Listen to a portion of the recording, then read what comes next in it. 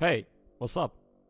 It's been a long time since the last channel update, but today on our studio and our channel we're gonna have the ANNO Mutationem. So let's begin with the disclaimer. The game revived here is not the new installment of the classic Ubisoft strategy series. You probably already realized it from the teaser image in the article line. But it's good to clarify a few things so that there is no misunderstandings. After all, Chinese talking stars ANNO Mutationem is a completely different fruit. It's an action RPG under the cyberpunk filter of the Ghost in the Shell that is a Far East approach rather than the Westries bladder rain type. Therefore, if you like to see cities full of neon lights, mysterious protagonists with extreme hairstyles, fancy swordfish, and obscure scenarios, keep watching the weeds. As far as the last feature is concerned, ANNO Mutationem goes too far. The reason is that the game permits stuffs everywhere, leaving a lot of question marks and loose ends. And at almost no point we are given the adequate explanation as to why we don't what we do. In essence, the story revolves around Anne Flores, a girl with quite unusual fighting powers, which she uses to help the police work in the town of Skop. Anne suffers from amnesia, while also suffering from a disease called antenniglitis, which according to her doctor is only a matter of time before it reaches the stage of mortality. However, together with her AI girlfriend, Ayane, they are making sure that as much as time as she left, stay busy with their investigation, except for her brother Brian. Brian, who adores his sister, tries to find a solution to her illness with his research leading to the drug N540, a drug that no one knows its origin, but behind it, the purest intentions are not hidden. It would be long before the story takes another run, with a complicated instead involved supernatural phenomena making their appearances and a never-ending chase for Anne to both locate Ryan, who has all but disappeared from the face of the earth and recall the past she can remember. In general, this is the story that ANNO Mutationem is trying to tell, and we stress to the verb trying. As mentioned before, the game has a serious problem in narrative aspect, as it feels like you are reading book with entire chapters missing between its pages, with the result that you don't understand anything and soon stop caring about the story protagonist outcome.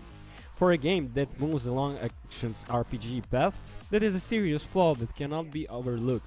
Therefore, what remains to be judged is whenever the gameplay manages to keep the player interest. Things are clearly better than it's shame there is not slot plot to accompany it. The game shows a quirky mix of 3D, 2D visuals with the pixelated graphics. While this isn't the first time we have seen something like this, we can't recall a recent indie production that's something that's similar. The game is divided in two parts, exploration and combat. In exploration the perspective remains two-dimensional, but we have the ability to move in deep. In this part we chat with the NPCs, undertake quests, read emails, visit shop to buy equipment and cosmetic items, hack devices through an easy minigames and collect the items.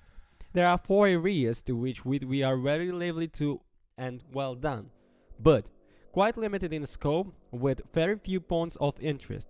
The good thing is that in there is an abundance of side quests, which we will often have to discover on the own, and which do not require the use of weapons to solve.